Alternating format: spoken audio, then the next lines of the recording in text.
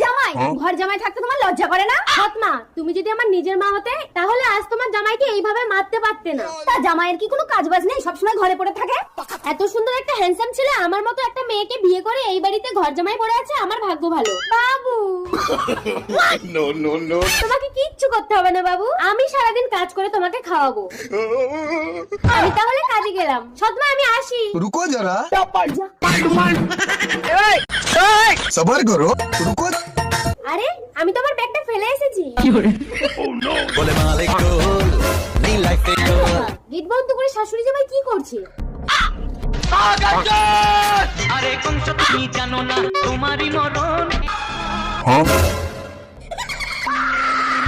আমার বাবাকে তাহলে তুমি এইভাবে মেরেছো সৎমা? Hello police. পৃথিবীতে যখনই যখনই অসুর মায়ের ইজ্জত লুটতে চেয়েছে তখনই তখনই দেবী অসুরের অকাল বোধন করেছে।